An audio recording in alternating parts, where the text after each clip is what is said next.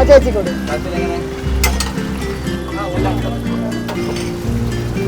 നമ്മനെ എൻ്റെ ഭർത്താവാണ് മോരുകട തുടങ്ങിയത്. പുള്ളിക്ക് മോരെന്ന് പറയുമ്പോൾ ഭയങ്കര ഇഷ്ടമാണ്. ഹോട്ടലൊക്കെ നടത്തിയ ഒരു വ്യക്തിയാണ്.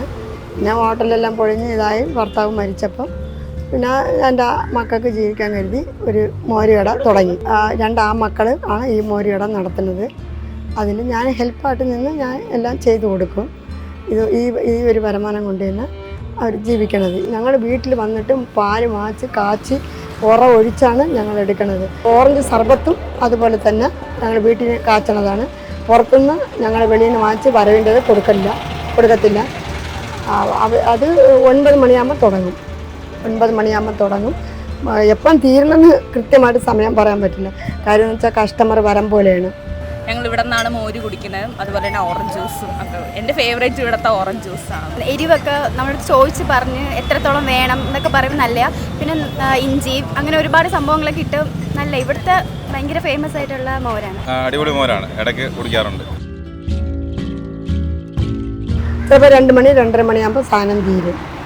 2 3 മണി 3:30 ആകുമ്പോൾ സാധനം എല്ലാം തീർന്നിരിക്കും. അത് കഴിഞ്ഞ് ഞാൻ വീട്ടിൽ പോയാണ് പാലെല്ലാം കാച്ചി നാളത്തേക്കുള്ളതിൽ ഒഴിച്ച് വെക്കണത്. പിന്നെ മറ്റുള്ള സാധനങ്ങളെല്ലാം പിറ്റേന്ന് രാവിലെ 7 മണിക്ക് ശേഷം ഞാനിതെല്ലാം ഉണ്ടാക്കുള്ളൂ. അരപ്പും സർബത്ത് കാച്ചുന്നതെല്ലാം രാവിലെ 7 മണിക്ക് ശേഷമാണ്. ഇതിൽ 16 കൂട്ടം സാധനം ഞങ്ങൾ ചേർക്കും. പക്ഷെ അത് എല്ലാം ഞങ്ങൾ പുറത്ത് വിടില്ല. കാര്യം എന്ന് വെച്ചാൽ വേറെ ഒന്നും കൊണ്ടല്ല, ആകാരം കൊണ്ടൊന്നുമല്ല. ഇത് നമ്മുടെ ചോറാണ്. ഉടങ്ങല്ലിയും മുളകും കാന്താരിയും മുളകായിട്ട് 5, പിന്നെ ഇഞ്ചിയും പച്ചമുളകും. മറ്റുള്ള സാധനമൊന്നും ഞാൻ പറയില്ല. എന്തായിരുന്നാലും ഇതിൽ ഒരു കെമിക്കലൊന്നും ചേർക്കണില്ല.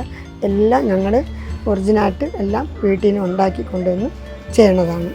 അപ്പോൾ എല്ലാവരും മോഹൻസ് മോരുകടയിൽ വന്ന് എല്ലാവരും വന്ന് കുടിക്കണം. ഞങ്ങളുടെ മനസ്സിന് തൃപ്തി പോലെ ഞങ്ങൾ നല്ല രീതിയിൽ ഉണ്ടാക്കി കൊടുക്കുന്നുണ്ട്. പക്ഷേ കാര്യങ്ങളെല്ലാം തീരുമാനിക്കണം, രുചിയുള്ളതാ അല്ലേ തീരുമാനിക്കണം നിങ്ങളാണ്. അത് നിങ്ങളൊന്ന് കുടിച്ച് നോക്കിയിട്ട് അതിൻ്റെ കാര്യങ്ങൾ പറയാം.